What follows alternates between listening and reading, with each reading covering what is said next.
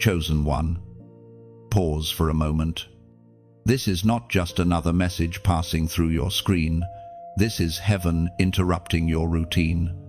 Right now, divine attention rests upon you. The atmosphere shifts, the unseen trembles, and eternity leans closer because God is sending a divine assignment your way. You are not here by accident.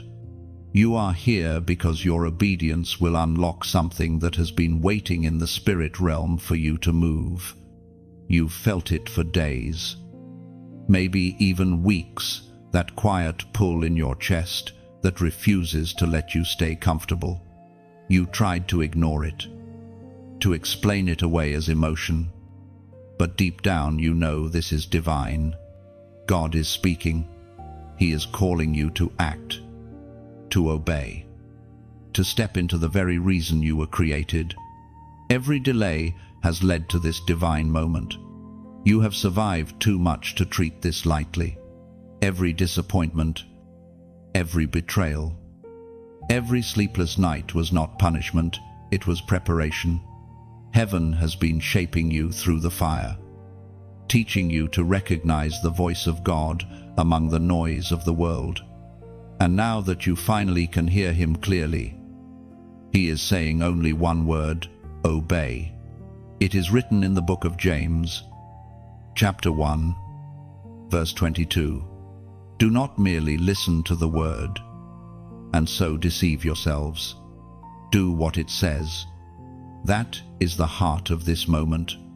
Not to feel inspired, not to promise obedience later, but to do what it says, to move now, because obedience delayed is obedience denied.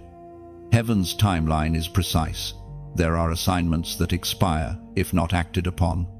God's instruction is not a suggestion, it is a key that opens what prayer alone cannot.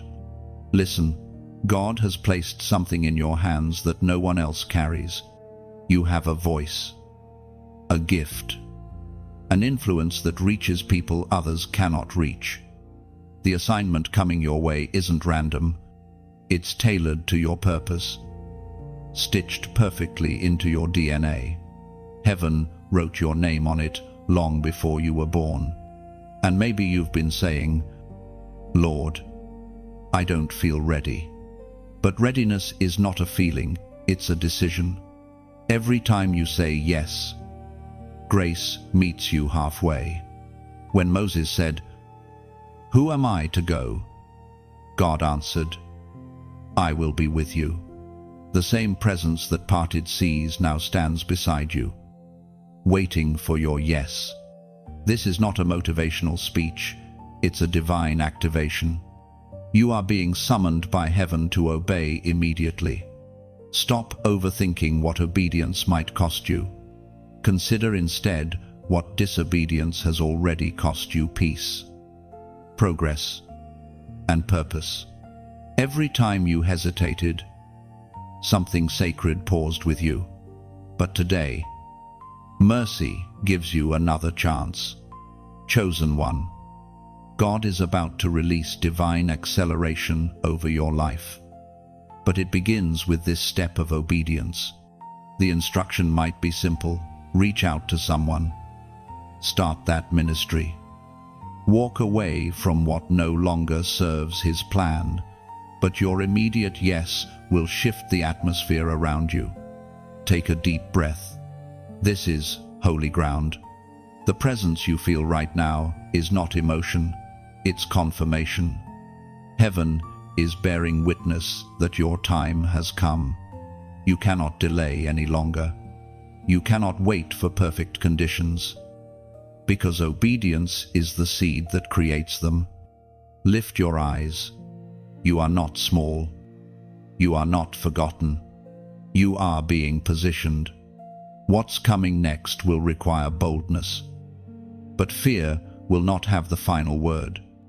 The moment you step forward, the resources, the people, and the favor aligned to your purpose will begin to move toward you. This is your divine intersection, obedience and destiny meeting face to face. Heaven is waiting to record your yes. When you act, you are not just changing your life, you are altering spiritual history. Your obedience becomes a ripple that touches generations. Now, as a prophetic act, type 999 inches, the comments to declare your immediate surrender to God's divine assignment. Like and share this message so that others, those meant to awaken beside you, will find their call through your obedience. And if you haven't already, subscribe so you remain connected to future words of direction. Heaven is speaking. You have heard. Now, you must do what it says. The heavens are shifting even now, aligning circumstances in your favor. What once resisted, you will begin to yield, because obedience opens spiritual gates. Every yes you give becomes a weapon forged in light, dismantling fear and confusion. Step forward boldly. The kingdom moves through those who respond without hesitation. Angels record moments like this.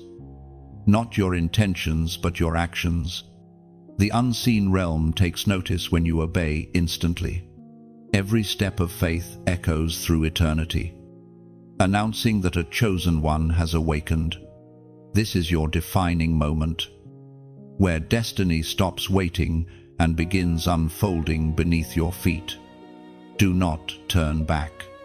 The cost of hesitation is too high, and the reward of obedience too great to ignore. Your courage will inspire others to listen, to rise, to act. Heaven celebrates your decision, for your obedience today writes tomorrow's miracles into motion. The time is now. You are not marked by coincidence, you are marked by fire. From the moment you entered this world, unseen eyes watched over your journey. Every hardship, every storm, every heartbreak was not random, it was refining. God has been setting you apart. Even when you didn't understand why certain paths closed, why certain people left, or why the world never seemed to fit around you. You were never meant to blend in, you were meant to burn differently. There were moments when you asked, why me? Why the struggle? Why the delay? Why the constant stretching of your faith? But heaven never wastes pain.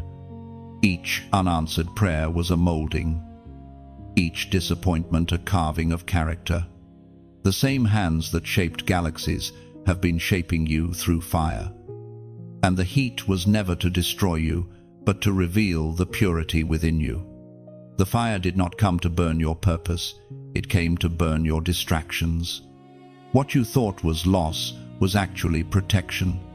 What you thought was rejection was divine redirection. God never forgets what He places in His chosen ones. He simply prepares them until they can carry it without breaking. You have been misunderstood because those around you could not see the assignment attached to your name. You carry a presence that makes others uncomfortable, not because you are wrong, but because your spirit reminds them of what they've ignored. The calling on your life creates a tension that ordinary people cannot explain. You were chosen not because of your perfection, but because of your willingness to rise again and again. No matter how many times you were pushed down, the Lord sees the tears you never showed anyone. He counted the nights you stared at the ceiling, wondering if the promise was still alive. And even when your faith trembled, your flame never went out. You may have felt abandoned, but heaven never looked away. It is revealed in the first letter of Peter, chapter 1, verse 7. These trials will show that your faith is genuine. It is being tested as fire tests and purifies gold, though your faith is far more precious than mere gold. That is your story, the refining fire. The trials did not disqualify you, they qualified you. The furnace was the classroom of your anointing. Every time life pressed you, oil began to flow. You didn't even realize it. But the crushing was producing something divine. God never anoints without first allowing breaking. And your breaking was heaven's signal that your time of use was near. There is a holy mystery in being chosen. The path is narrow, the seasons long, and the silence heavy. You learn to trust God even when you don't feel Him. You learn to believe that every delay still serves divine timing. Chosen ones walk roads that others avoid because their destination is higher. And though the fire hurts, it is the very thing that distinguishes you. The mark of fire is not visible to everyone, but the enemy knows it well. That is why resistance rises whenever you draw close to obedience. Every attack you faced was a reaction to your potential. Hell doesn't fight the ordinary, it fights what threatens darkness. Your light became a warning in the spirit realm long before you even understood your calling. So do not despise the seasons that felt unfair. They made you unbreakable. The ones who doubted you will witness what God built in secret. You were not hidden to be forgotten, you were hidden to be forged. Heaven conceals its strongest weapons until the appointed hour. And your hour is approaching. You will notice that the same fires that once terrified you no longer have power to consume you. That's how you'll know transformation has taken place. The flame that once burned your edges now fuels your purpose. You carry the memory of the furnace not as a wound, but as a witness that God was always present, even in the heat. When the world sees ashes, heaven sees an altar. You are standing as proof that what the enemy meant for harm, God has turned into divine equipment. Your resilience is sacred. It testifies that fire cannot destroy what God has ordained to shine. Chosen one, you have been set apart by the mark of endurance. The pain that was supposed to silence you has instead purified your voice. The moments that tried to break you only broke the chains around you. You now walk lighter, stronger, refined.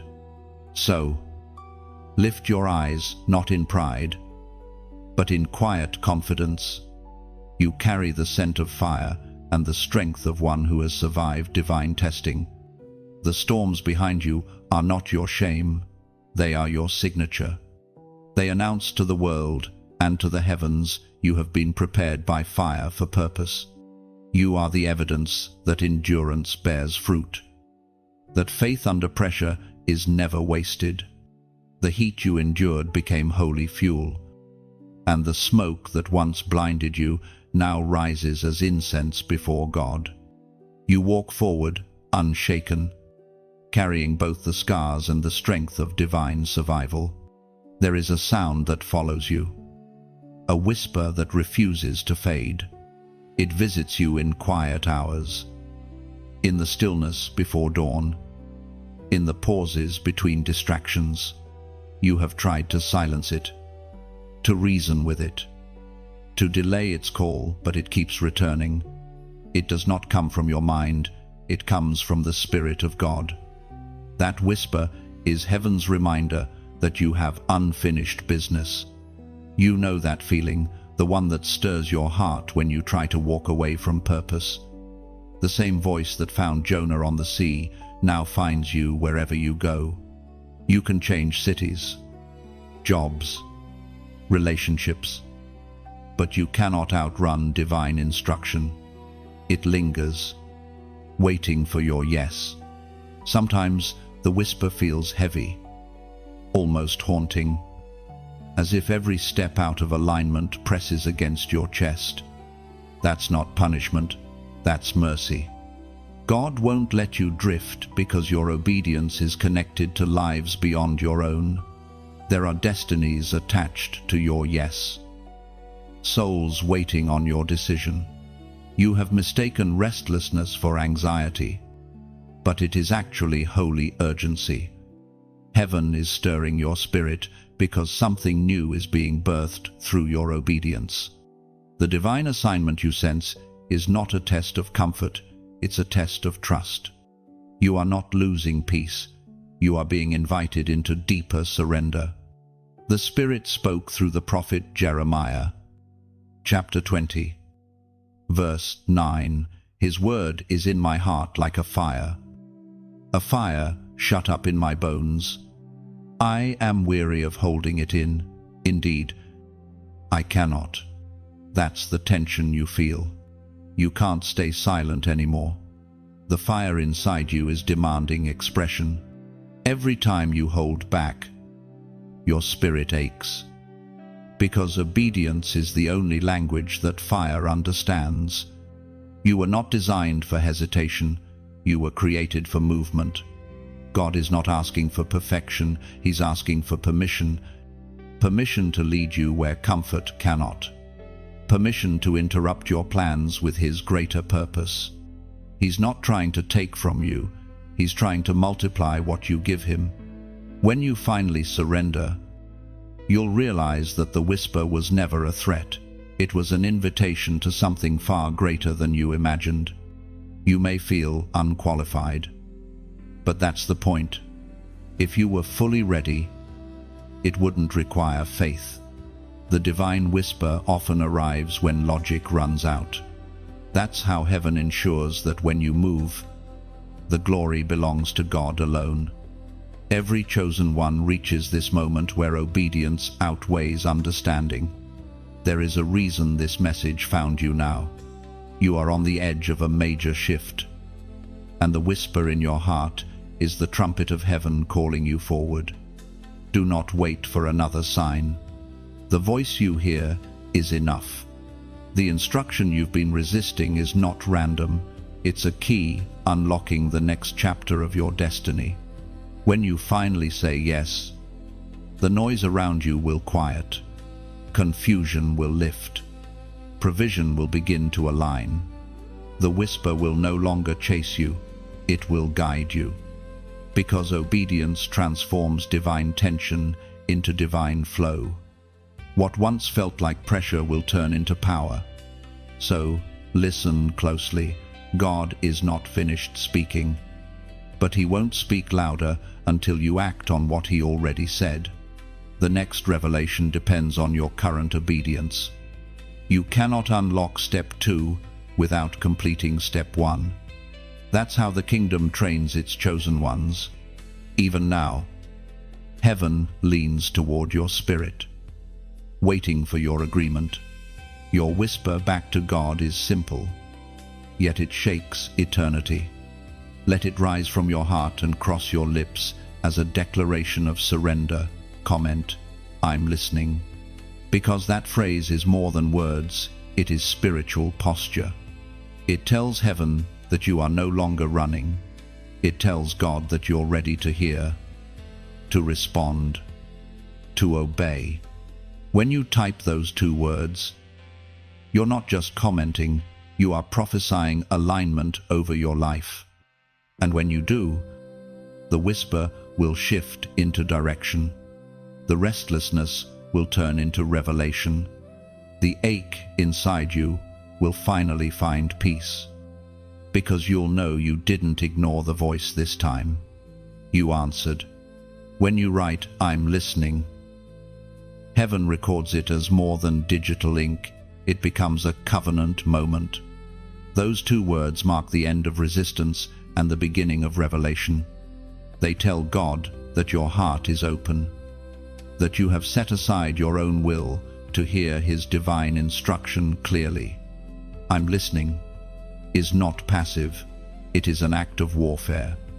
In a world full of noise, that declaration cuts through confusion and reclaims your spiritual focus. It invites peace where there was anxiety, clarity where there was chaos. Heaven responds instantly to a soul that listens more than it speaks. Every time you whisper or type, I'm listening, it echoes through eternity. Angels recognize that phrase as surrender, and the Spirit begins to unveil hidden blueprints for your next steps. It's how obedience begins, not with grand gestures, but with a humble heart saying, "Speak, Lord, your servant hears." You stand at a crossroads that cannot be avoided. The quiet nudges, the recurring dreams, the inner conviction, all of them have brought you here. This is not confusion. This is divine confrontation. God is holding before you two roads, one of comfort and one of calling. The path of comfort feels safe but silent. The path of calling is steep but sacred. You already know which one is yours. Every chosen one eventually reaches this moment where heaven stops waiting for delayed obedience. The stillness you feel is not emptiness, it's God giving you space to decide. You cannot carry both fear and destiny. One will always silence the other. The longer you wait, the heavier indecision becomes, until it starts to drain your joy and cloud your discernment. The voice of God does not argue. It invites. He doesn't beg for obedience, because he already knows the power hidden in your yes. The moment you choose obedience, heaven shifts in your favor. The resources align. The doors open. The confusion breaks. But the choice cannot be made for you. It must rise from within. There is a tension that always precedes destiny. It's the sacred weight that presses your heart when God asks for something costly. Abraham felt it when he lifted the knife. Moses felt it at the burning bush. And you feel it now, an invisible gravity pulling you away from everything familiar. But what God calls you to release is never greater than what he plans to give. We find in the first book of Samuel, chapter 15, verse 22, "To obey is better than sacrifice, and to heed is better than the fat of rams." That is the truth echoing across every generation. God is not impressed by religious activity, by the motions of faith without surrender. He looks for obedience, because obedience reveals love. Sacrifice can be performed with pride, but obedience requires humility, and humility is what unlocks divine favor. You have been sacrificing for years' time, energy, effort, but you've known deep down that obedience was the missing piece. You cannot substitute busyness for submission. Heaven does not measure how much you've done, it measures how much you've obeyed. The altar God desires is not built from burnt offerings, it's built from yielded will. Perhaps you fear what obedience will cost you. Maybe it means leaving a job, releasing a person, walking into unknown territory. But God never calls you without preparing the ground ahead. What feels like loss in your hands becomes multiplication in His. Every step of obedience births something new, something eternal. Think of Noah, building an ark while the sky was clear. Think of Mary, saying yes to a promise she didn't fully understand. Every miracle in Scripture was preceded by someone choosing obedience over logic. The miracle didn't come to the strong, it came to the surrendered. And now, that same invitation stands before you. You may not see it yet, but obedience is the bridge between promise and fulfillment. You've prayed for direction, for clarity, for breakthrough, but God's answer has always been the same: obey what I already told you. Sometimes the next revelation doesn't come because you haven't acted on the last instruction. Heaven releases guidance in motion, not in hesitation. The crossroads before you is not meant to frighten you, it's meant to focus you. You already sense the right choice, It's the one that feels impossible without God.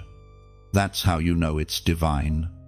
If you could do it on your own, it would not require faith. This decision will not only change your circumstances, it will transform your identity. When you choose obedience, you cross from being called to being commissioned. The moment you say yes, you step into divine authority. Fear loses its voice, and faith begins to speak louder than doubt. There will always be another path calling you back to safety, to the familiar patterns that kept you comfortable but small. Yet deep down, you know you were created for more. The ache inside you is the sound of purpose knocking on the door of your soul. Don't let fear answer in your place. The time of hesitation is over. The choice before you is not about convenience, it's about covenant. When you stand at the crossroads, heaven doesn't demand perfection, it waits for surrender. One decision can realign your entire destiny. One moment of obedience can rewrite years of delay. So stand tall, breathe deeply, and face the road ahead. You've come too far to turn back now. The fire that refined you in the last season has prepared you for this exact choice. The whispers, the signs, the closed doors, they were never punishment, they were direction. Everything has been leading here. The call is clear, and heaven is silent only because the next sound must come from you. Every angel assigned to your destiny stands ready, waiting for your movement. Your yes will open what no man can shut. This is your crossroads. Step forward. There is a moment when understanding meets urgency, when you finally realize that delayed obedience is not caution, it is quiet rebellion. You feel it now, don't you? That gentle conviction resting on your spirit. It's not anger from heaven, but love calling you into alignment. This is that moment where heaven watches for response, not reaction. Every divine instruction carries a window, a sacred timing. You can feel it. God has been stirring something, waiting for your full surrender. The longer you delay, the heavier the silence becomes. It's not that God withdraws, it's that your spirit grows restless because it was never designed to ignore divine timing. The Word of God declares in the book of Proverbs, chapter 3, verse 27, "Do not withhold good from those to whom it is due, when it is in your power to act." You see, obedience isn't only about hearing, it's about acting while it is still day. When you sense that pull to move, to serve, to give, that's heaven giving you an opportunity to partner in something eternal. The moment you act, the supernatural begins to align around you. Sometimes obedience looks like prayer. Sometimes it looks like walking away. And sometimes it looks like sowing a seed. Every time you invest your time, your energy, or your resources into the things of God, you build an altar in the invisible realm, one that speaks long after you walk away. You may not realize it, but your small acts of faith have been shaking heaven quietly. Every like you give is a spark on the altar, tiny, yet luminous. Every share you send is a flame carried on the wind, finding hearts you may never meet. You are helping spread light into places that algorithms can't reach. When you subscribe, think of it as placing another brick on a lighthouse built for souls lost in stormy seas. You are saying, "Keep the beacon burning. I'll help guide others home." It's more than a click. It's covenant participation in light. Now, I speak to the part of your heart that understands giving not out of pressure, but out of purpose. You know when something touches your spirit deeply, When it resonates beyond emotion, that's when God often whispers, "Partner with what feeds you." To donate is to pour oil into the lamp, ensuring the flame never fades. It's not payment, it's preservation of light for those who still walk in shadows. A seed never leaves your life, it only changes form. When you give, you are adding oil to heaven's lamp so that someone else's midnight can find dawn. Giving is not a transaction, it's participation. It's the way heaven keeps divine momentum moving through earthly vessels. Think of it like pouring oil into a lamp you don't give because the flame demands it, but because you want the light to keep shining for others still walking through darkness. If these words have reached you, if this voice has been a mirror of what God has been saying privately in your spirit, then you already know this isn't manipulation, it's invitation.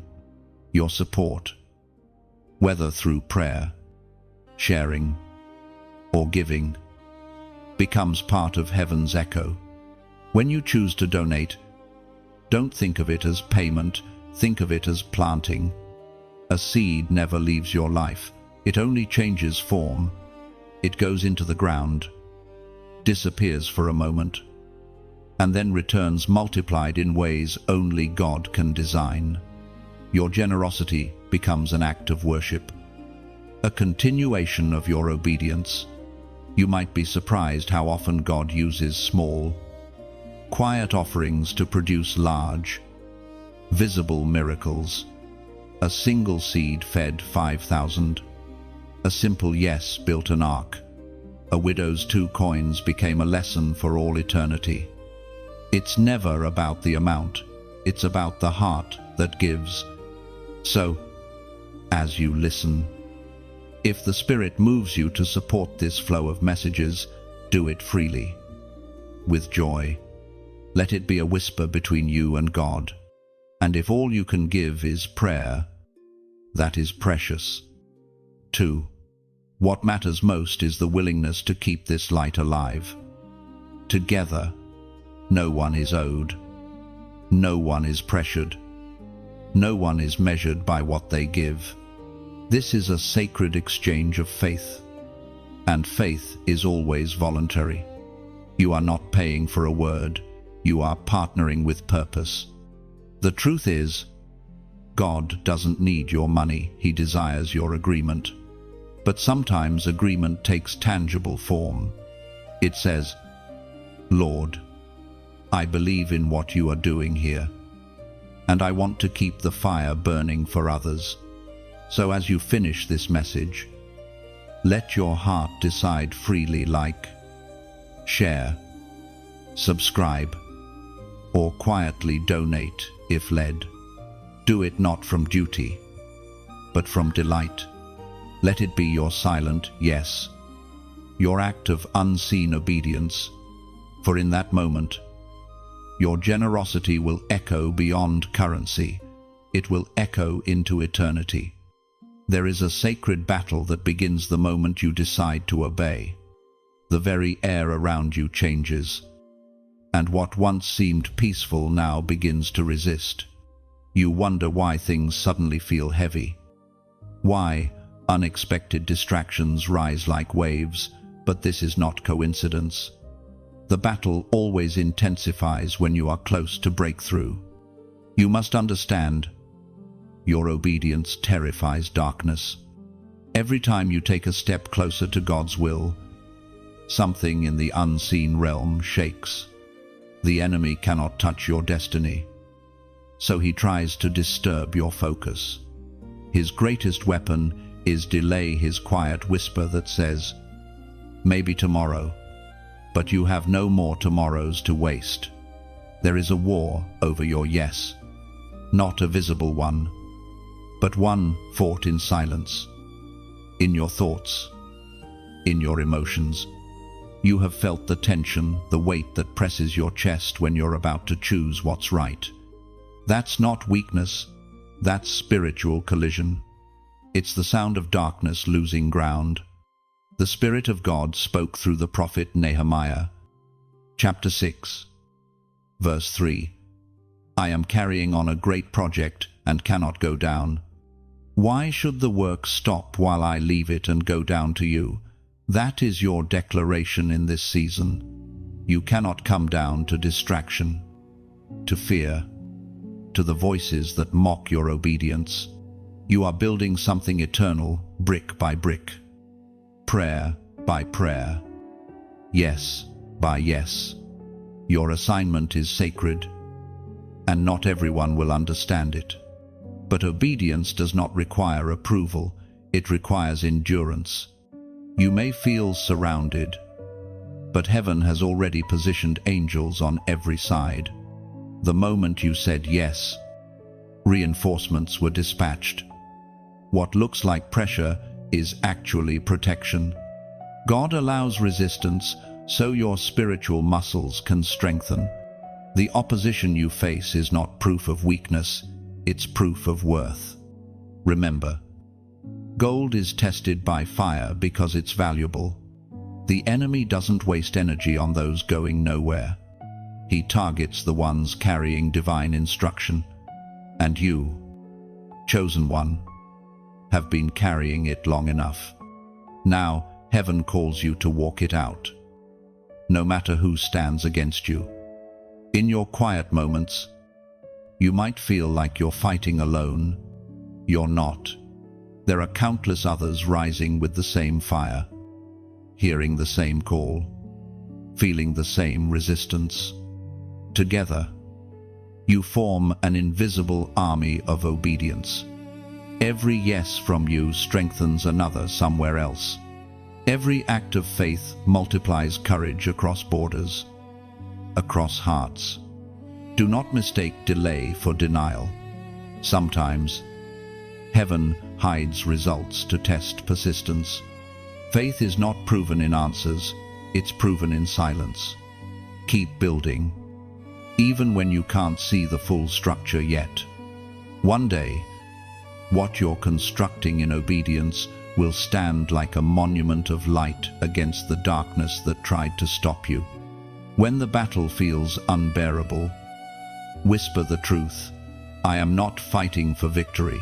I am fighting from victory. The cross already sealed your triumph. Every temptation to quit is a lie, and every setback is an opportunity for testimony. You were not created to retreat. You were formed for forward motion. The weight you feel is not punishment, it's pregnancy. Something divine is being born through your perseverance. When contractions of warfare come, don't panic, push. Your obedience is about to give birth to something that will outlive you. Right now, heaven is watching your response. The angels record not your fear, but your faith. The smallest act of obedience still echoes louder than the loudest doubt. Keep going. Even when no one applauds you, God sees. God counts. God rewards. And as a prophetic act of alignment, comment the number 444. It symbolizes divine stability, Father, Son, and Spirit surrounding you on every side. When you write it, you declare, I will not come down. I will not be moved. Let that number be your banner, a sign that you are still standing in faith. The battle over your yes is real, but it is already won. Every time you refuse to quit, the darkness loses another foothold. Keep building, keep believing, keep standing, because one day you will look back and realize this war was the birthplace of your victory. When you comment 444, you're not typing a number, you're raising a banner in the spirit. It says that even surrounded by pressure, you stand anchored in divine strength. Each digit echoes the unity of heaven's power guarding you on every side, Father, Son, and Spirit forming a shield that cannot break. 444 is your silent roar against fear. It speaks to every unseen power that your obedience remains unmoved. When you write it, you declare that your faith is not fragile, it's fortified. Heaven reads that number as courage written in code. A language of light spoken only by the steadfast. Every time you see 444, remember this: God surrounds you. You are not cornered, you are covered. It marks a season where your footing becomes firm, your purpose unshakable, your obedience unending. You are building what cannot fall, because your foundation is no longer fear, but faith that stands eternal. There comes a moment when you finally look back and realize that what you called pain was actually divine training. Every hardship you endured was not a punishment, it was preparation. Heaven was not ignoring you, it was equipping you. Every unanswered prayer was shaping endurance. Every loss was teaching you language your future would need. You didn't know it then, but every lonely night was building resilience. Every betrayal was teaching discernment. Every closed door was pushing you toward the right one. The hand of God was not absent, it was guiding, chiseling, molding you into someone unshakable. Your suffering was never wasted, it became sacred material in heaven's construction of your destiny. The Word of God speaks in the book of Romans, chapter 5, verse 3. We also glory in our sufferings, because we know that suffering produces perseverance. That is what your past seasons have done. They've produced something eternal within you. The world may have seen weakness, but heaven saw roots growing deeper. The storms that bent you did not break you. They trained you to stand firm. The tears you cried were not in vain, they watered the ground of your calling. Pain has always been heaven's classroom. God uses it not to destroy, but to develop. Every chosen one must be trained in the furnace of affliction, because destiny cannot rest on untested faith. You had to be shaken to discover what was unshakable inside you. The scars you carry are not signs of defeat, they are symbols of survival, of divine craftsmanship. You see, those who walk with anointing always carry invisible bruises. Before God gives you influence, He gives you endurance. Before He trusts you with power, He trains you with pain. It is through brokenness that He builds intimacy. Through emptiness that He teaches reliance. The pain was never random, it was permissioned. You have been asking, why did it have to be this hard? And heaven answers softly, because the weight of your calling required strong foundations. Shallow roots cannot carry tall trees. The deeper the pain, the higher the purpose. You were not being buried, you were being planted. Everything that tried to destroy you became a teacher. The rejection taught you to find worth in God, not people. The delay taught you to trust His timing. The betrayal taught you that His presence is enough. You didn't just survive the storm, you learned to navigate by lightning, to see through flashes of divine revelation when all else was dark. The reason you now recognize truth so quickly is because falsehood once wounded you deeply. That's what refinement does. It trains your discernment. You no longer mistake noise for guidance, attention for affection, or opportunity for calling. You know the difference because pain has taught you how to listen. You are now able to carry what would have crushed you before. You speak with calm strength, not because life has been easy, but because you've seen the faithfulness of God in the fire. Your peace is not naivety, it's knowledge. You've seen chaos and realized it cannot overthrow what God has established. Even now, there are echoes of old battles trying to haunt your peace, but they no longer hold authority. You have outgrown the pain that once defined you. You are no longer living in reaction, you are walking in revelation. What once made you cry now makes you wiser. The enemy hoped your wounds would silence you. Instead, they became testimonies. Every healed place in you is now a doorway where heaven flows freely. You are learning that purpose and pain are not enemies, they are dance partners in the rhythm of transformation. Sometimes, when you feel God's presence most clearly, it's not in victory, but in vulnerability. That's where He meets you, where strength ends and surrender begins.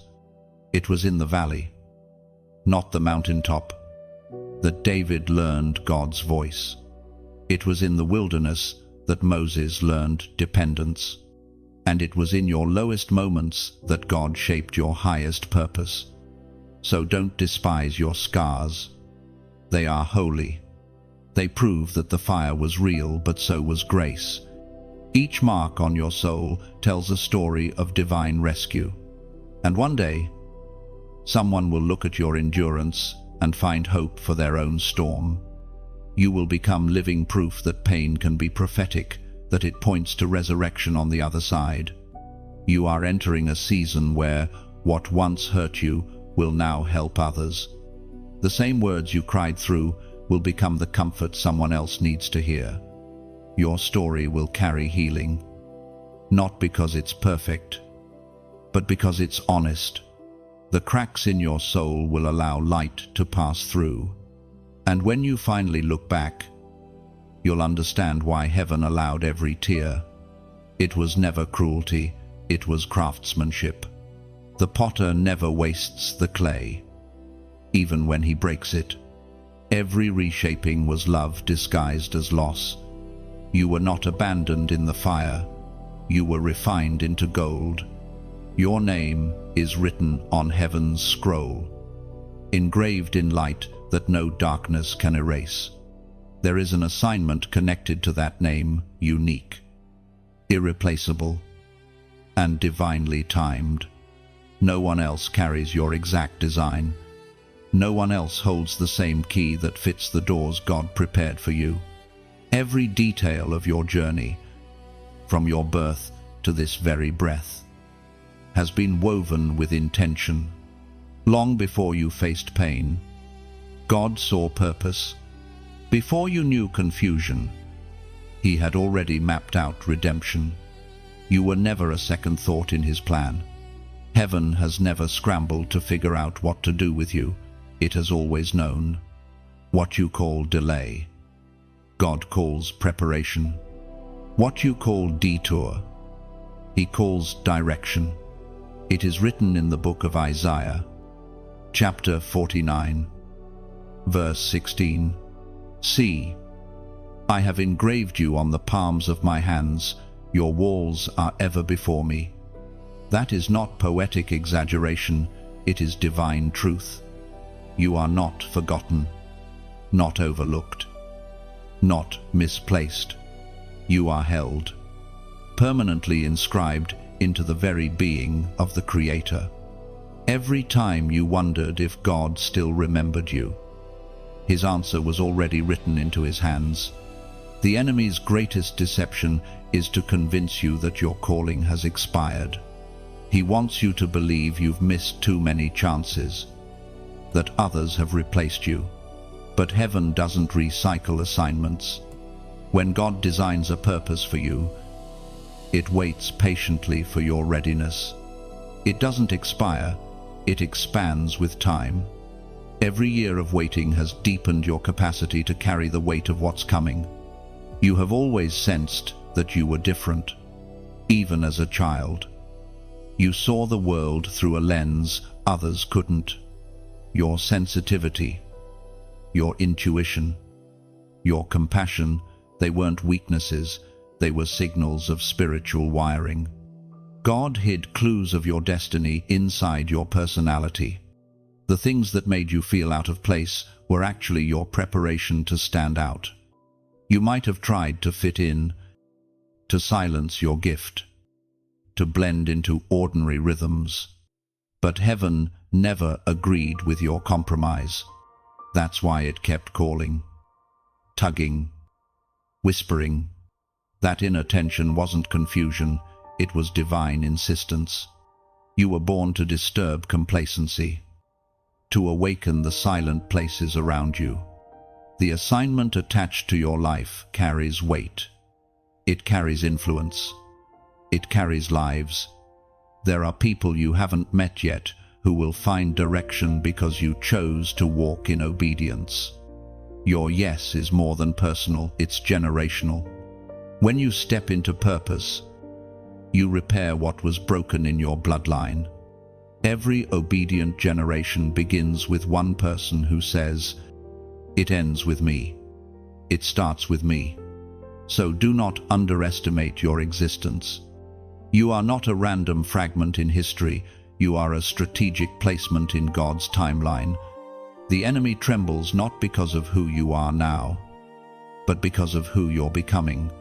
The moment you start walking fully in identity, every lie about your insignificance collapses. Your name on heaven's scroll is not inked beside titles or achievements. It's written beside words like chosen, faithful, beloved, sent. You don't need recognition to confirm what God already announced. The throne of heaven is your endorsement. Every time you doubt your value, remember the creator of galaxies thought the world incomplete without your contribution. Sometimes, God hides your name from public view because he's protecting it from premature exposure. Hidden seasons aren't punishment, they're preservation. He conceals you while your roots grow deep. So, when the world finally sees you bloom, you won't wither under pressure. Waiting is never wasted when it's in God's hand. Your calling is not small. Even if your current stage feels quiet, God often begins in silence to teach trust before visibility. David's anointing happened in a field long before a throne. Joseph's dream was confirmed in a prison before a palace. In the same way, your hidden season is proof of heaven's investment in your process. You have been asking, when? God, and heaven responds. When your readiness matches your revelation, there is a rhythm to divine timing that cannot be rushed. The scroll with your name is already unrolled in the spiritual realm. Heaven is simply aligning events to meet your maturity. You are being shaped for what your spirit has already seen. The dreams that won't leave you. The visions that repeat in prayer, they're not fantasy, they're previews. Heaven lets you glimpse the end so you can endure the middle. When it feels like nothing is moving, everything is aligning. Every chosen one reaches this stage, the moment between revelation and manifestation. It's the hardest space to stand in because it demands faith without evidence. But you, who carry heaven's mark, are equipped for it. You were built to trust unseen promises. You were crafted to believe when logic collapses. And when the appointed time comes, the very doors that once denied you will open effortlessly. You won't need to force them. The name written on heaven's scroll will become a sound in the earth, recognized by the right ears, received by the right hearts. Your assignment is not late, it's loading. Heaven hasn't forgotten your name, it's preparing the stage for your arrival. There were seasons when you felt unseen, when your efforts went unnoticed, when silence seemed to stretch endlessly between your prayers and heaven's response. Yet every moment of hidden faithfulness was recorded. God saw it all, the quiet obedience, the private sacrifices, the tears you wiped before anyone noticed. None of it was forgotten. Heaven's record-keeping is different from earth's. What people overlook, God magnifies. What they ignore, he treasures. You have been in training for far longer than you realize. Each day you stayed consistent when no one thanked you. Each time you chose righteousness when no one was watching, those were the days that heaven took note of. Faithfulness in secret is the seed of public fruit. You cannot harvest publicly what you haven't sown privately. You have spent years sowing in tears, in silence, in solitude, and heaven has been watering those seeds with divine timing. What looks like delay is actually incubation. The Word of God reminds us in the Gospel of Matthew, chapter 6, verse 4, "Your Father, who sees what is done in secret, will reward you." That is the promise you are standing under right now.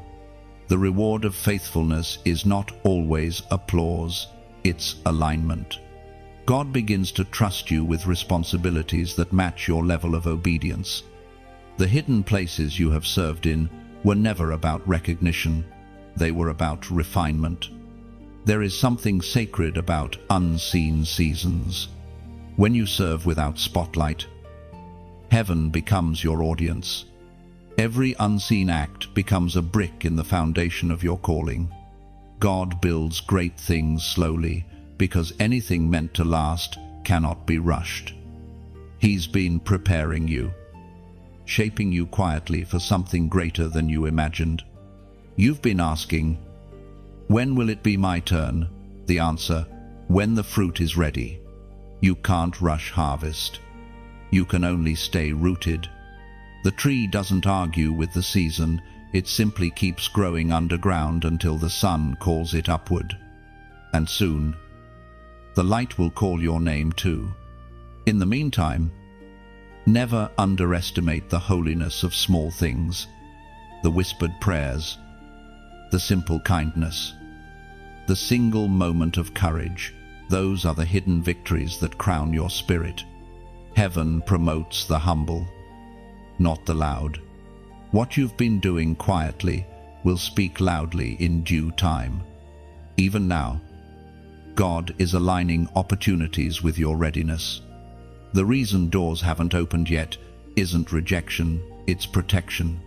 Some platforms would have crushed you if they came too soon.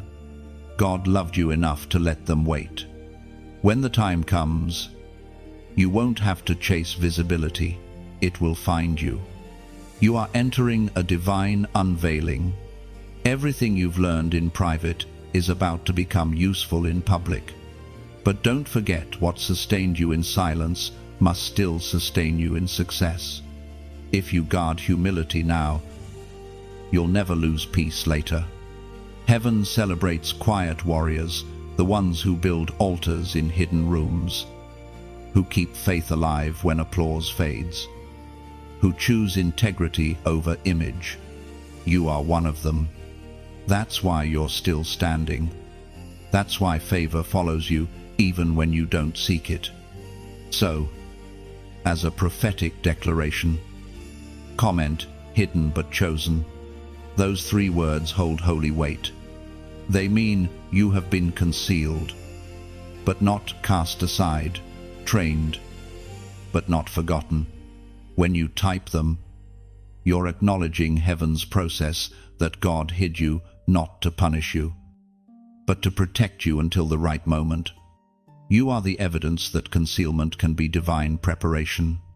Hidden but chosen means you understand the rhythm of grace, that before public purpose comes private pruning. It means you accept the mystery of timing, trusting that when God unveils you, it will be in fullness, not fragments. It's not a complaint, it's confidence in divine sequence. Every hidden but chosen whispered from your heart becomes a testimony that you know who you are, even when the world does not. You don't need to be seen to be significant. You don't need validation to be valuable. Your worth was sealed by the one who called you before the crowd could applaud. This is your season of quiet glory, the moment where God begins to show you why He kept you unseen for so long. The hidden years were not wasted, they were invested in your becoming. And now, as the light begins to rise, you will understand that being hidden was never your end, it was your making. When you write, hidden but chosen, heaven hears confidence, not complaint. It is the sound of one who understands divine timing, surrendered, shaped, and secure in purpose even without public proof. Each time you speak, hidden but chosen, you affirm that concealment is protection. You trust that God hides treasures until the right hands can hold them. Hidden but chosen becomes your quiet anthem, proof that obscurity never meant insignificance, and that those who wait faithfully in shadows will shine brightest when God reveals them. There is a shift taking place around you, quiet, invisible, yet undeniable. The season of hidden faithfulness has brought you to the edge of a new beginning. Heaven is calling you to carry more light, to walk in deeper purpose, to lead others out of the same shadows you once endured. You are no longer just surviving, you are stepping into mantle bearing. You may not feel ready, but readiness rarely feels like confidence, it feels like surrender. God never sends the equipped, He equips the sent. And right now, you are being sent. Heaven is handing you a mantle of leadership, an invisible weight of grace that will make others recognize peace when they meet you. It was written in the Gospel of John, chapter 15, verse 16, "You did not choose me, but I chose you and appointed you so that you might go and bear fruit, fruit that will last." You see, your calling isn't about fame or recognition, it's about fruit that remains. The work God starts through you will outlive you. Every word you speak, every act of kindness, every moment you obey becomes a seed that will continue to bloom in hearts you may never see. You are becoming a gardener of eternity. And now, this garden of light needs to keep growing. Every heart that listens here, every soul that pauses to breathe these words, becomes another field ready to receive truth. When you like this message, it's like planting a seed of agreement into fertile ground. It's a small gesture that says, "I believe light still matters." When you share, it's like releasing a dove into a storm. You never know where it will land, whose heart it will rest upon, whose darkness it will pierce.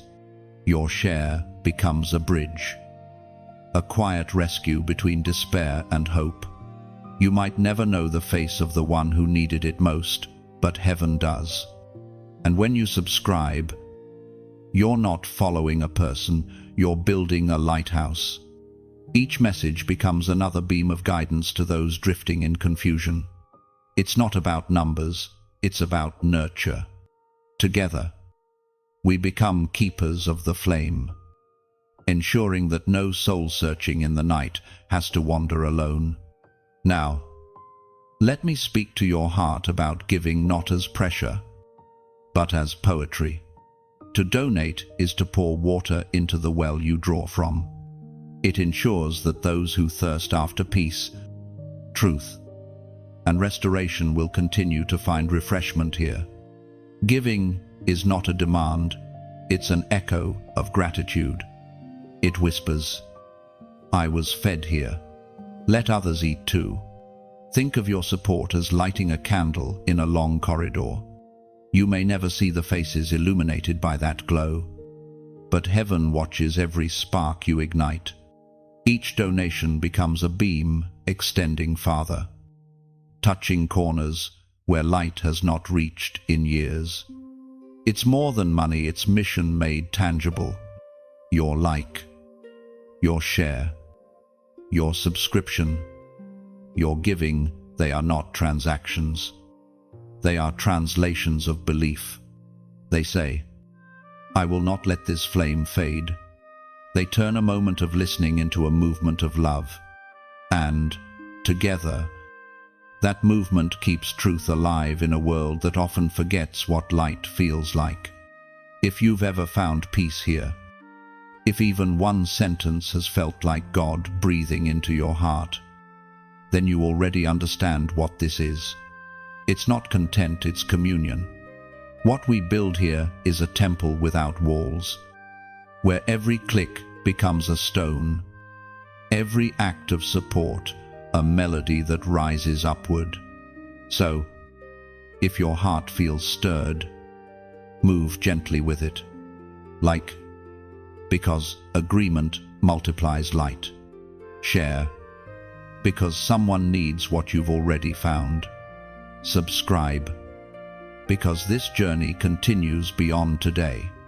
And if you ever choose to donate, let it be an act of joy, a way of saying, keep the well flowing, I want others to drink. 2. You owe nothing.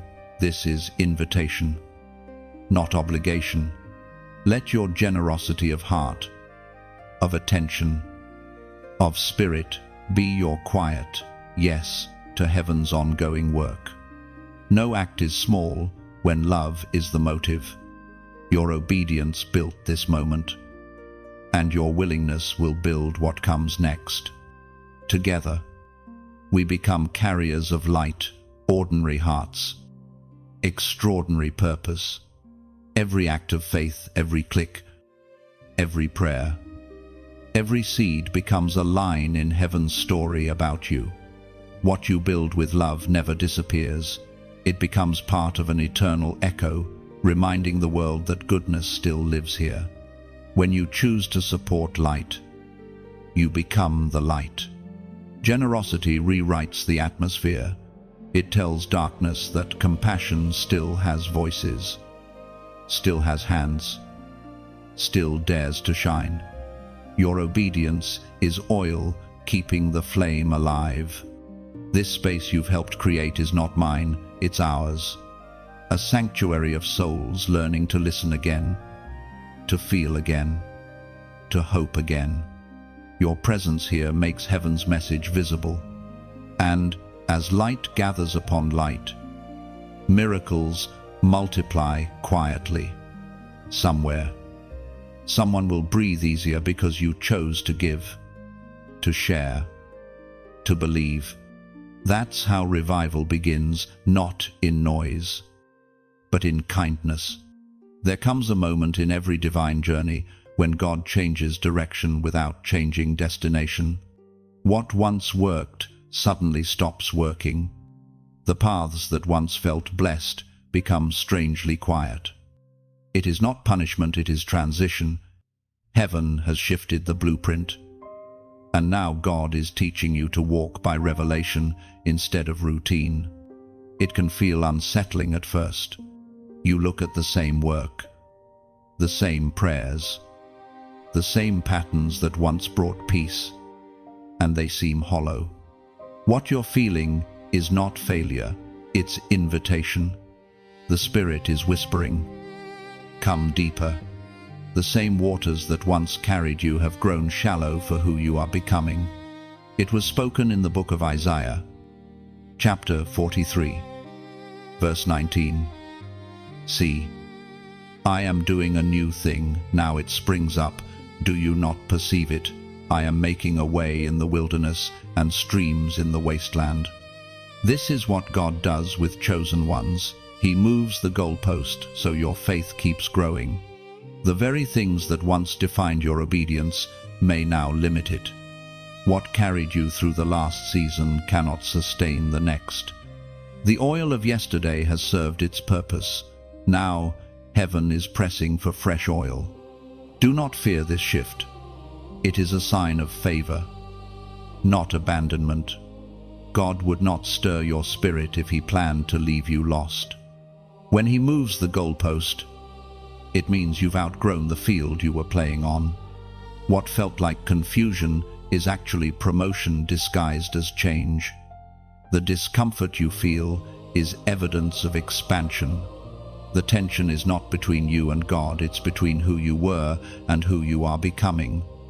Heaven is stretching your capacity, refining your focus, and training your ear to recognize new frequencies of His voice. You are learning that obedience is not static, it evolves. Sometimes faith requires you to release something holy, to embrace something greater. Abraham had to leave his homeland. Peter had to step out of the boat. You must also walk away from what was once good so you can enter what is God. Every divine shift begins with disorientation. God removes old structures to reveal whether your faith was in His presence or in His patterns. This is why He closes certain doors gently. Why familiar paths dry up. It's not rejection, it's redirection. The stream has moved, you must follow where it flows. You may notice relationships changing, passions fading, or familiar voices growing distant. Don't mourn too deeply. The same God who guided you into those places is guiding you out. Seasons of grace are meant to end so you can meet new dimensions of glory.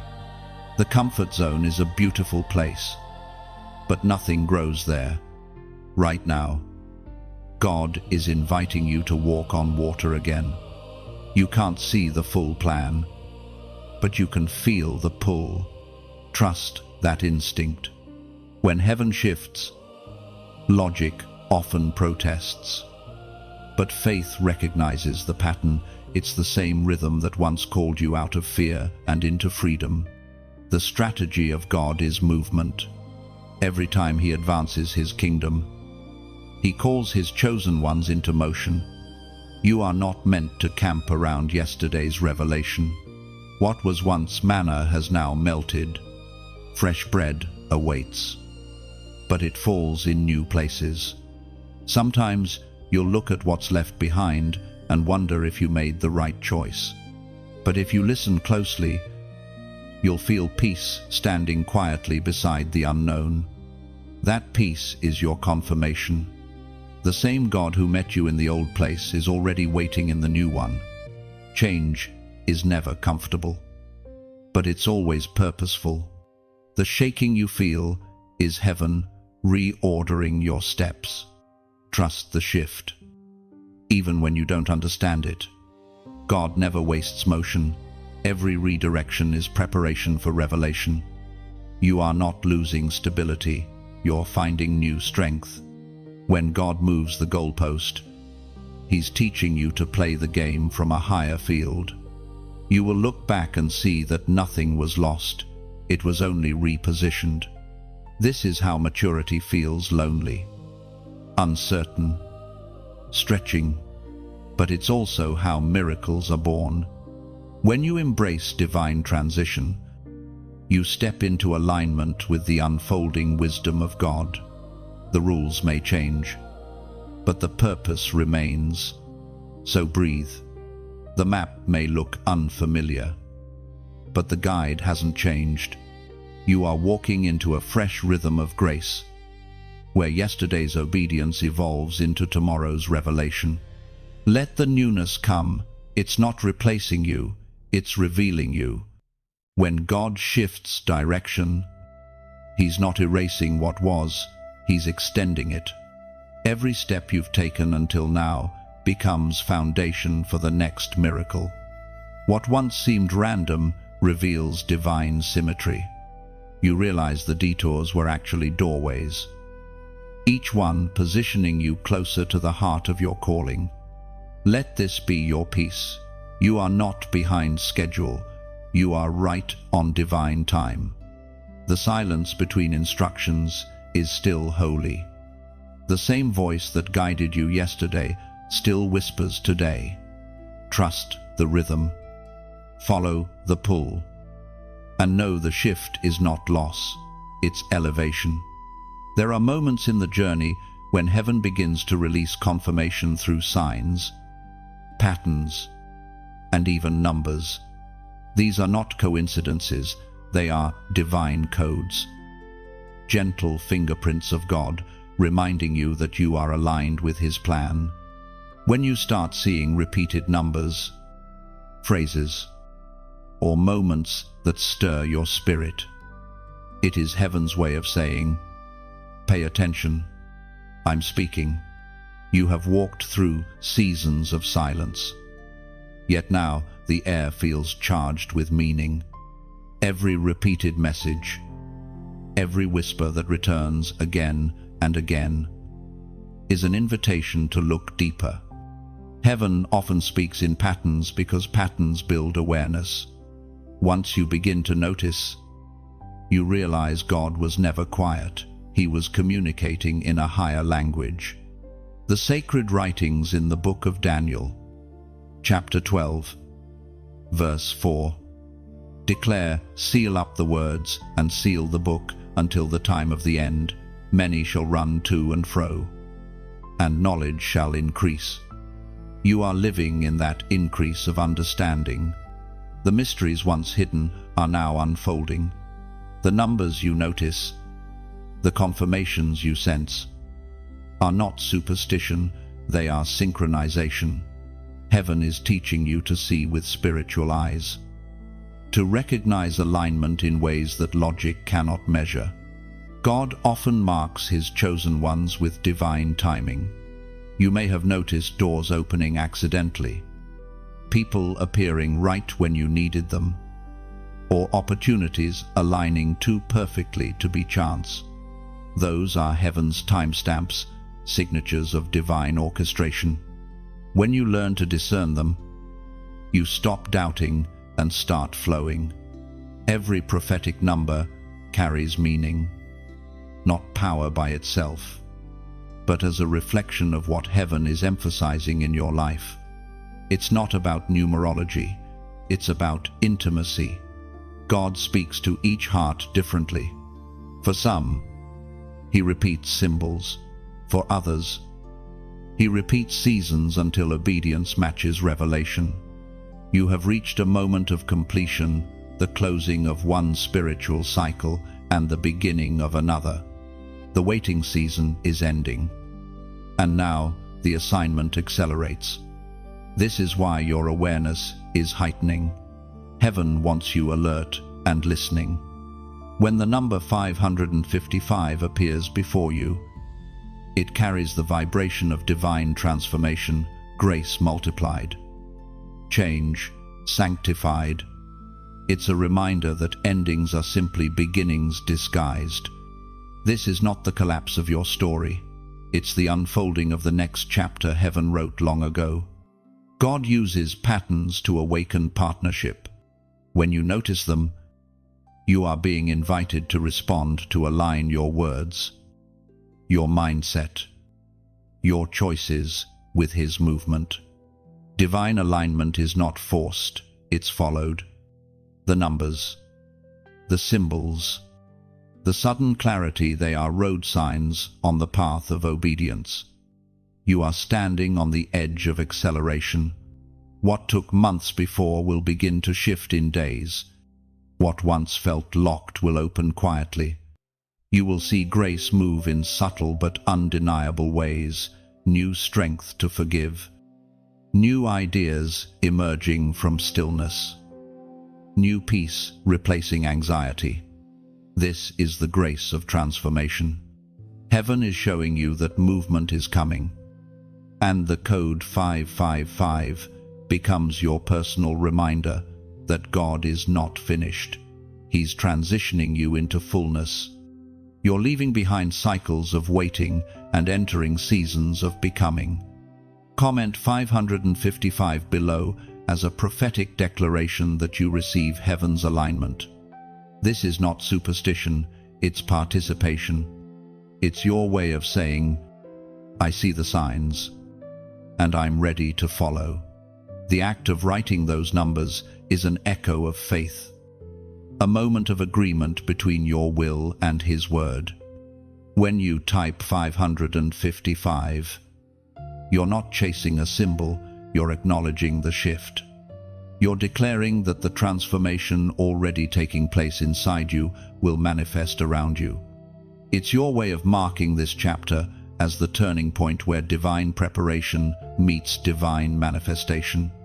Let this number be your reminder that change is holy. Grace is multiplying in your life. What seemed uncertain is being reordered into purpose.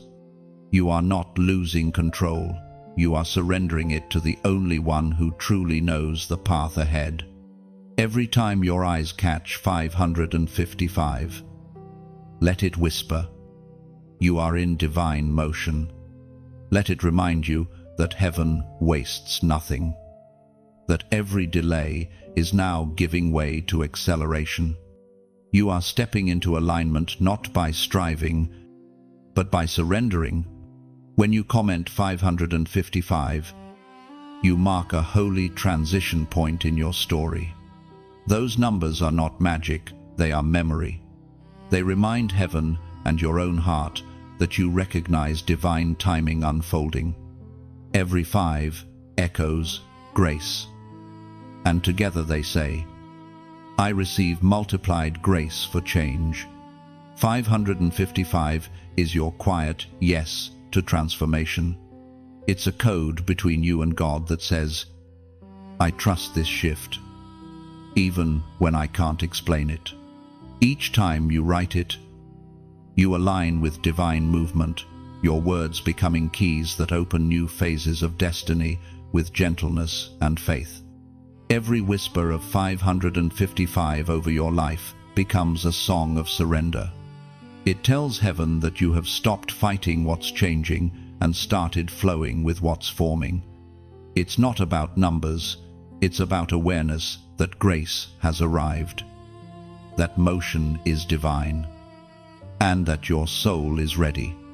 There is a stillness that comes before every divine release. It is not the silence of absence, but the pause of preparation. Heaven has already assigned angels to walk beside you in this next phase of your journey. You are not stepping forward alone. What you cannot see is already surrounding you. The world often measures strength by independence, but heaven measures it by alignment. You were never meant to walk without reinforcement. Every step you take in obedience summons assistance. You did not ask for hands you cannot see, voices you do not hear, but presence you can feel. Angels have been dispatched with your name on their orders. We are reminded through the writings of David in the Psalms. Chapter 91, verse 11, "For he will command his angels concerning you to guard you in all your ways." That promise is not poetic imagery, it is spiritual reality. The invisible realm around you is active, alive, alert. The moment you said yes to God's calling, heaven mobilized protection around you. Some of the accidents you avoided, the warnings you felt, the peace that suddenly calmed you in chaos, all were angelic interventions. You have walked through nights where danger brushed close, yet something unseen pushed it back. You have faced words that should have broken you, yet somehow they didn't. You have stood in rooms heavy with tension, but your spirit remained anchored. That's not coincidence, it's coverage. The angels assigned to you are not ornamental, they are operational. They move with purpose, guarding the territory of your destiny. They respond to obedience, to faith, to prayer. They do not act from your emotion, but from divine command. When heaven speaks your name, they move swiftly. Right now, as you continue this journey of obedience, angelic presence is adjusting the atmosphere around you. Delays are being dismantled, confusion scattered, and unseen blockages removed. You may not notice the change instantly, but you will feel it, a lightness, a sudden peace, a clear direction rising in your heart. You are part of a divine network, a symphony of obedience where both heaven and earth move together. Angels are not distant beings, they are co-laborers in your calling. You carry the assignment, they carry the protection. Together, you form an unbreakable alliance of light. In times of deep weariness, when your prayers feel heavy and your strength feels small, remember that you are never fighting alone. When your knees hit the floor, heaven bends with you. When you lift your eyes, legions rise at command. The authority in your obedience summons armies unseen. You may not see them with physical eyes, but their presence manifests through timing, through peace, through divine interruptions. Sometimes a delay saves you from danger. Sometimes a sudden urge to turn another way reroutes your destiny. These are not random impulses, they are heaven's messengers guiding your steps. The enemy knows he cannot destroy you, so he tries to isolate you, to make you forget that help is near. But truth silences that lie. You are surrounded. The hills around you are full of chariots of fire, just as they were for Elisha when fear tried to overtake his servant. The unseen outnumbers the seen. Every time you worship in the middle of warfare, angels stand taller around you. Every time you speak faith when fear claws at your chest, heaven draws its sword in your defense. You are covered on all sides, not by wishful thinking, but by divine decree. Even your tears have escorts. When you cry, angels gather those tears as testimony that you never stopped believing. When you rise again after failure, they record it as victory. You are a living assignment in motion, and heaven is invested in your completion. If you ever feel like you are walking through darkness, remember, angels see what you cannot. They walk before you carrying light, ensuring that even your missteps lead to mercy. Their presence is God's way of saying, you are guarded, guided, and grounded in grace. The next season of your life will not be easier, but it will be safer. Every divine assignment attracts opposition, but also escort. The greater the calling, the greater the coverage. Heaven never sends you unprotected. So walk boldly. Lift your head, not in pride, but in assurance. The same hand that wrote your name on heaven's scroll has stationed guardians at every turning point of your path. Their wings are invisible, but their impact is undeniable. Let peace settle deep within you. You are walking under divine watch. You are surrounded by unseen loyalty, by strength not your own.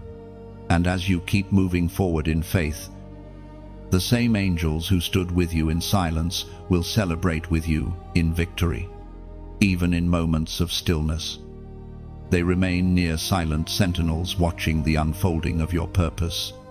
Their presence may be quiet, but their protection roars in unseen dimensions.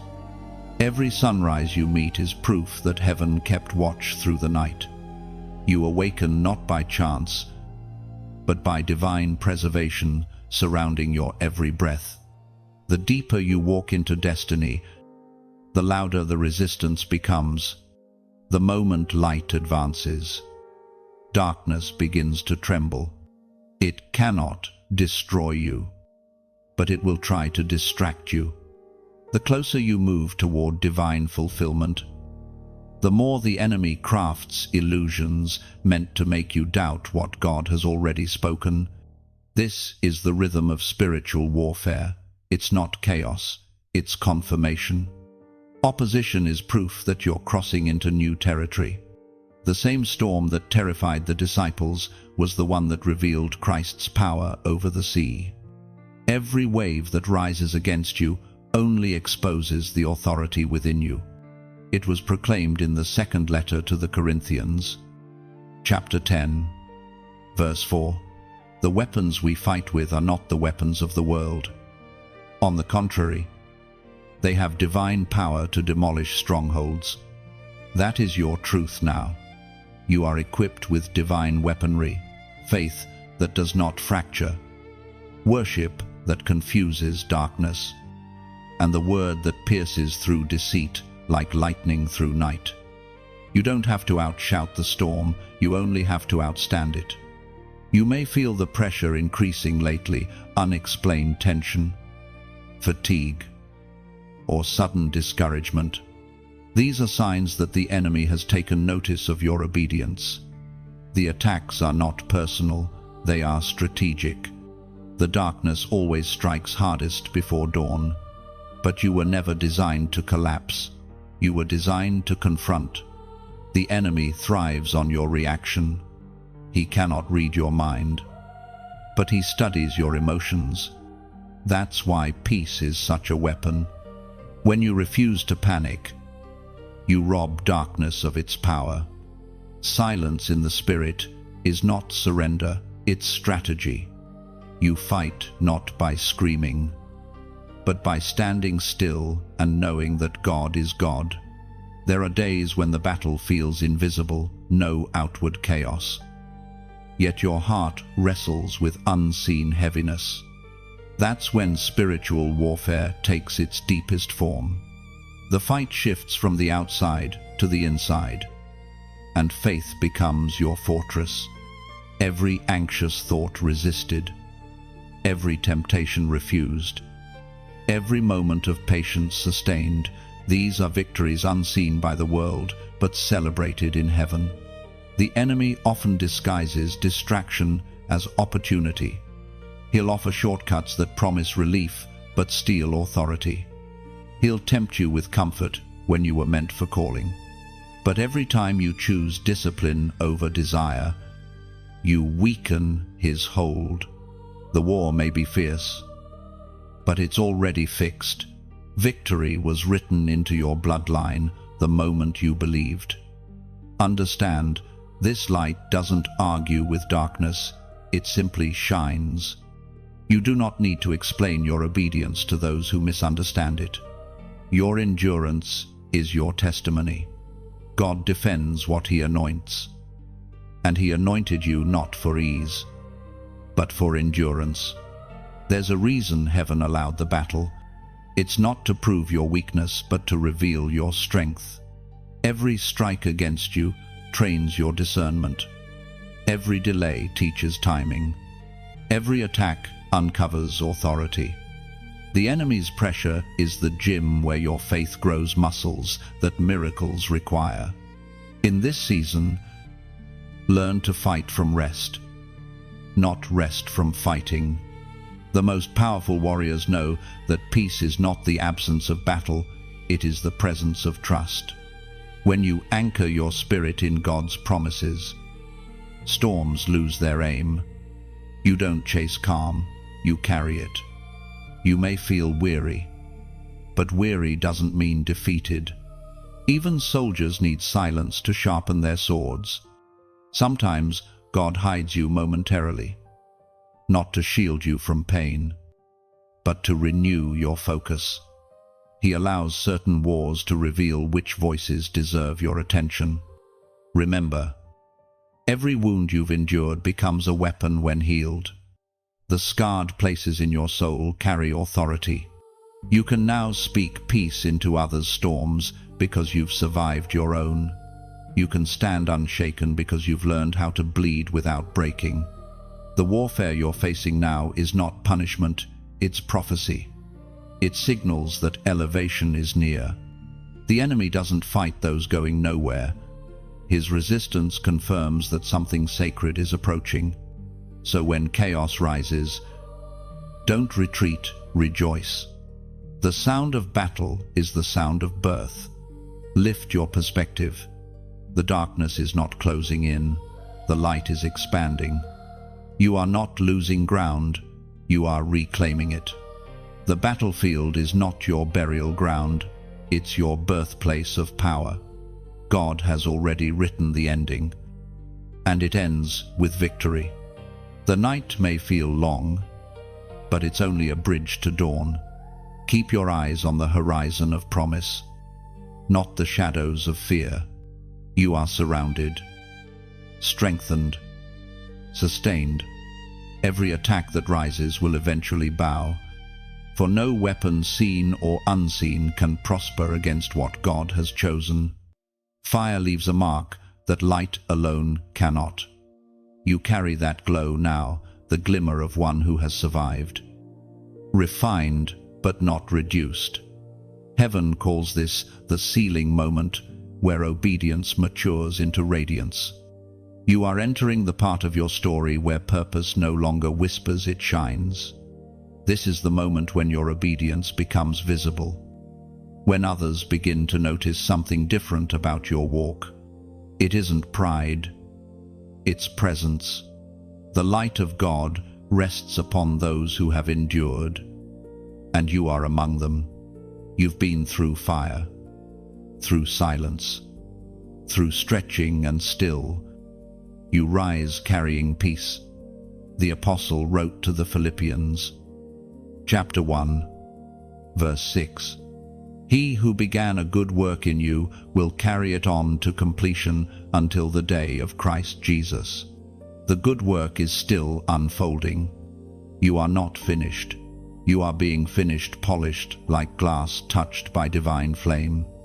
What once felt like pressure now gleams as purpose.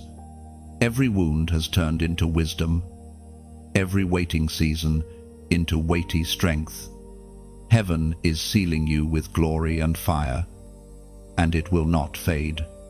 And now, this message becomes something sacred between us. Every word you've heard was a spark, and sparks are meant to travel. When you like this message, imagine it as adding one more ember to the fire. It's not about applause, it's about agreement, your quiet way of saying, I feel this flame too. When you share, it's as if you're carrying that torch into another's night. You never know who's waiting in silence for the same light that once found you. Your act of sharing becomes a bridge of hope for someone still lost in shadow. And when you subscribe, it's like choosing to stay close to the fire where warmth, truth, and guidance keep flowing. It's not a transaction, it's companionship. Together, we become keepers of light, guarding it from the winds of indifference. Every new soul that joins this circle becomes another flame in the field of night. Now, let's talk about giving, but softly, like a story passed between friends. To donate is not to pay, it's to plant. It's like dropping a seed into soil you've seen bloom before. You know it grows because it has already fed you. It's a way of saying, let this light reach farther than I can go. When you give, imagine pouring oil into a lantern. Somewhere, someone searching in the dark will see that light flicker back to life. You might never meet them, but the flame you sustain will find them. That's how God multiplies simple gestures into eternal ripples. And if something in these words has echoed inside you, let it speak back. Leave a comment not for me, but as a stone on your altar. Words typed in sincerity become prayer in motion. When you write from your heart, heaven hears twice, once in silence, once in ink.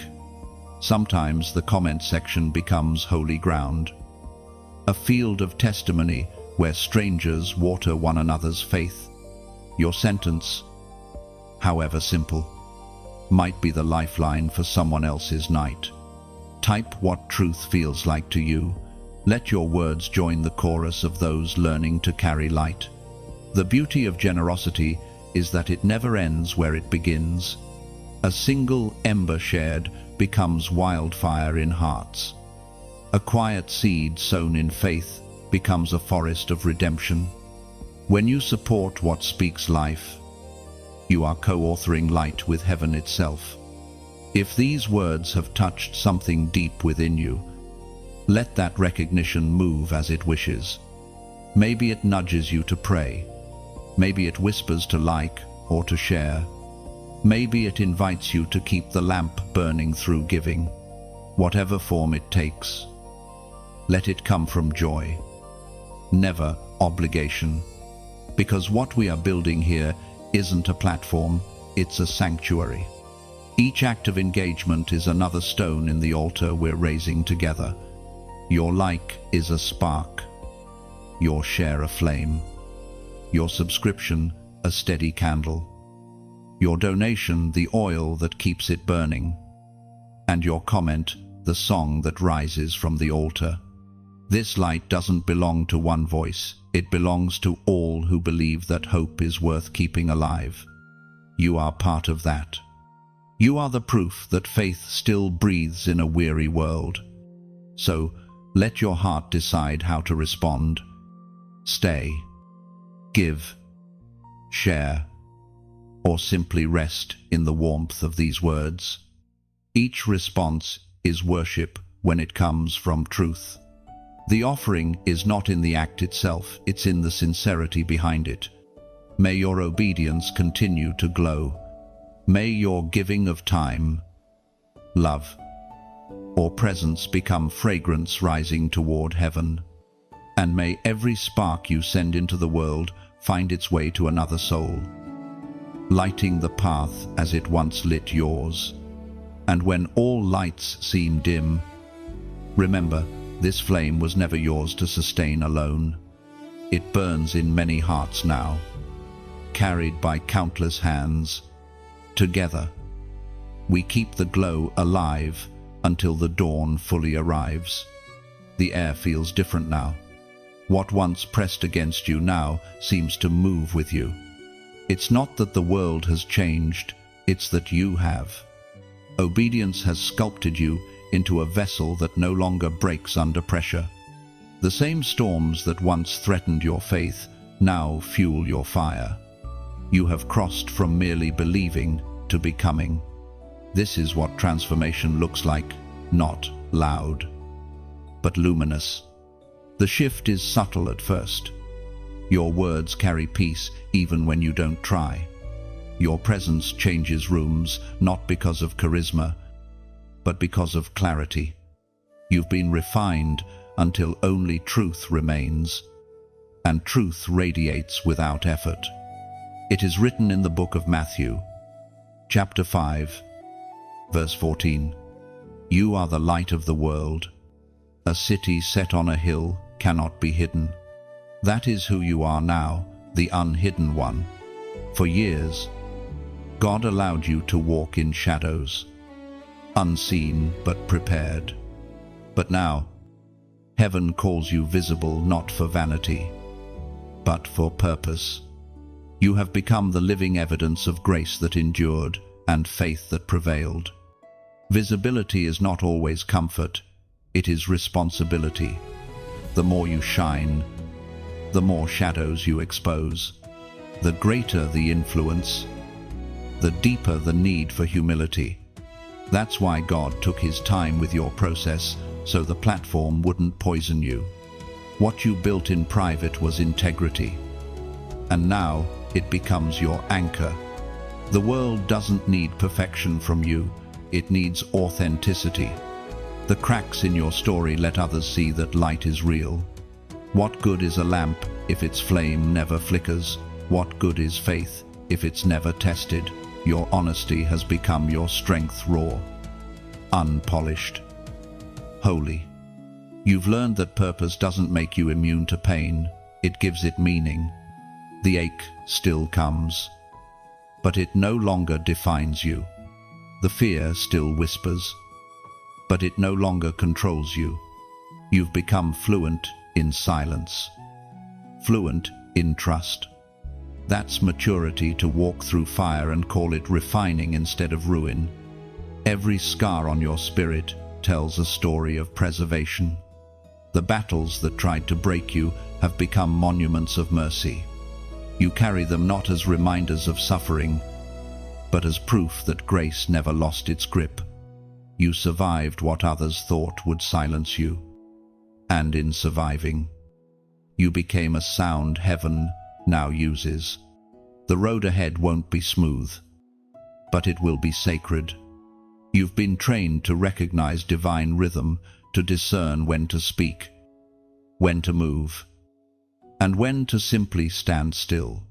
That sensitivity is your gift now. Sharpened by every silent season, you will know when grace shifts, when doors breathe open, when purpose whispers. Now, this next chapter is not about striving, it's about flowing. You no longer chase what's yours, you attract it by alignment.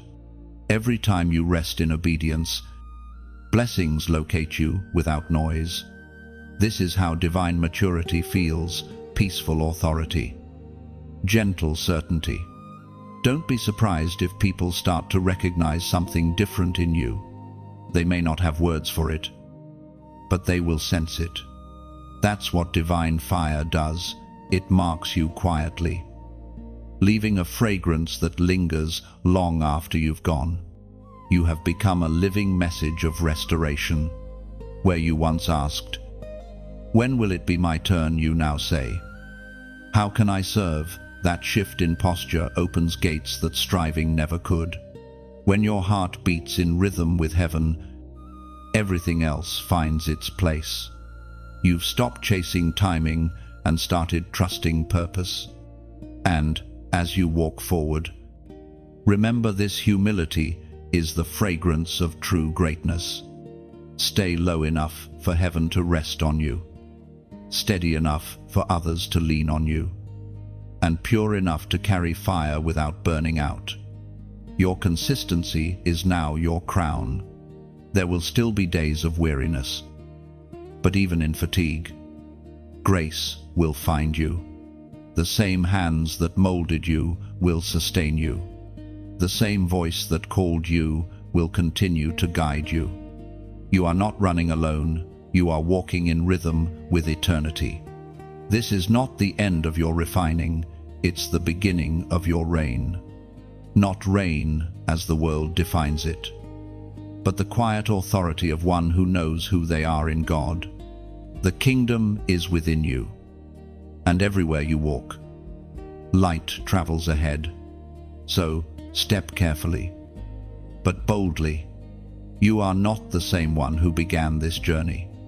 You have become the message you once sought to hear, a living sermon written in endurance, sealed in love, and carried by grace. Every breath you take now carries purpose. You are not just walking, you are weaving light through time, leaving trails of peace where pain once lived. Heaven moves with you, silent but certain, shaping destinies through your steps. The glow upon you isn't borrowed, it's birthed. You've become proof that surrender never wastes. It transforms. Wherever you go, grace precedes, and glory follows softly behind. There is a peace that comes after long obedience, quiet, steady, unshakable. It doesn't roar like victory, it hums like rest. This is the peace you now walk in, the calm that follows surrender. You no longer ask why things happened the way they did. You've learned to trust that they were necessary. Every delay, every loss, every prayer that felt unanswered has become a thread in the tapestry of grace. The journey has shaped you more deeply than you realize. You are no longer who you were when this began. The restless questions have turned into quiet knowing. The anxiety that once ruled your heart has been replaced with certainty, not certainty about outcomes, but about God's presence. You have discovered that real faith isn't built on results, it's anchored in relationship. It is written in the book of Psalms, chapter 37, verse 7. Be still before the Lord and wait patiently for him. Do not fret when people succeed in their ways. Stillness is no longer foreign to you. It has become your dwelling place. You've learned to sit in the silence and feel heaven breathing through it. The same space that once frightened you with its emptiness now fills you with quiet revelation. You realize that when God seems silent, He's usually speaking through stillness. There's a subtle beauty in the slowness of divine timing.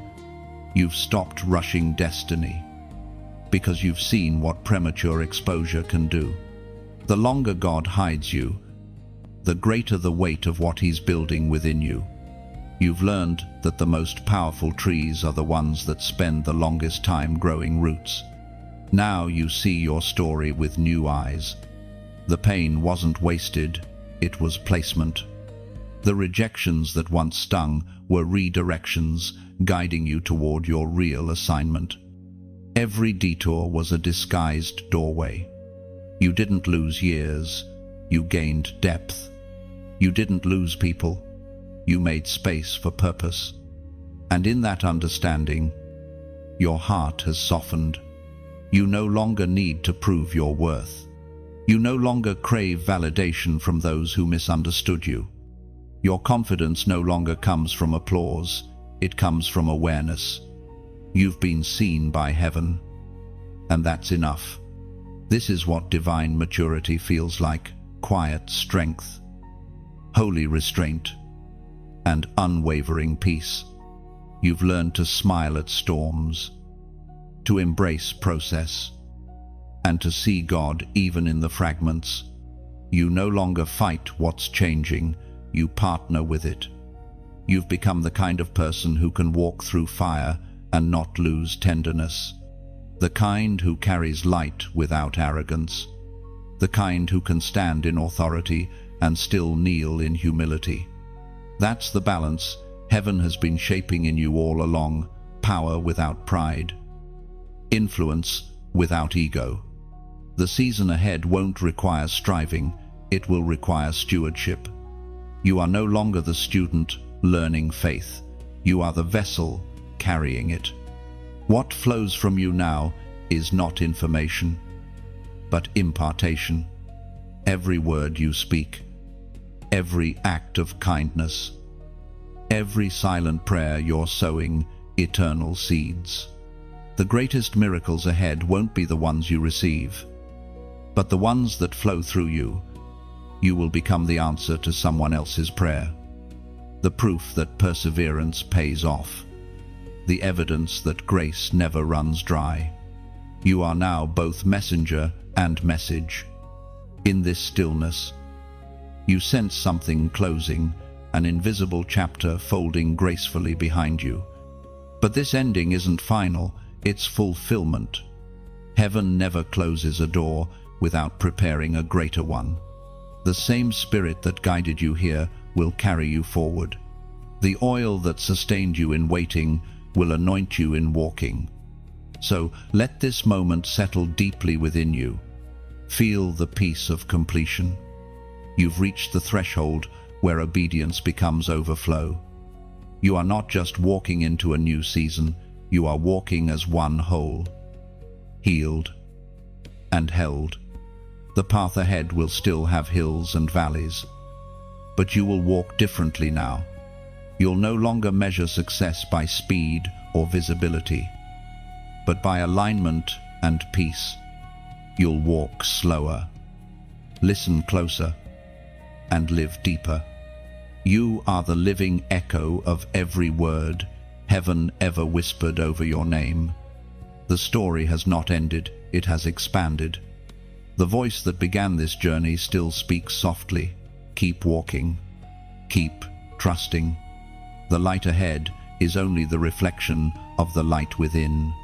The journey doesn't close, it ripples. Every quiet yes you've given will echo through generations unseen.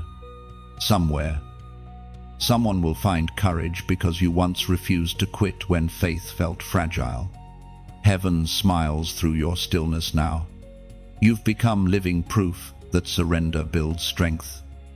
That softness can stand taller than steel.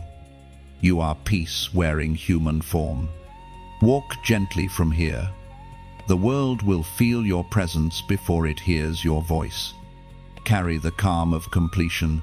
Wherever you go, it is the final gift of obedience. And now, as this journey folds into silence, take a moment, breathe. Let what you've heard settle into your soul like rain on dry ground. You are not here by accident.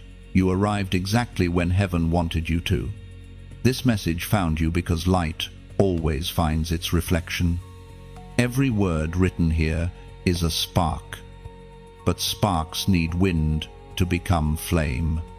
When you like this message, imagine it as exhaling gratitude, your way of whispering, "Yes, I received this." It's not a button, it's a blessing released back into the flow that fed you. When you share, see yourself as a carrier of light. Maybe this message wasn't just for you. Maybe it was meant for the one who's still searching. Your act of sharing becomes a torch passed forward, a small kindness that might ignite a soul out of despair.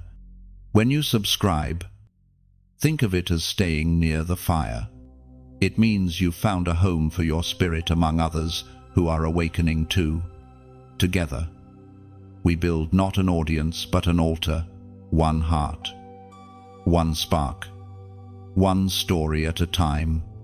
And if you ever feel stirred to donate, let it be simple and sacred. Giving is pouring oil into the flame, fuel for light to reach farther. It's not payment, it's partnership. You're saying, let the glow continue for others who still walk in shadow. Every seed given in sincerity becomes warmth for someone you may never meet. Before you leave, pause here for a moment of reflection. Leave a comment. Even just a few honest words. As a stone on this shared altar.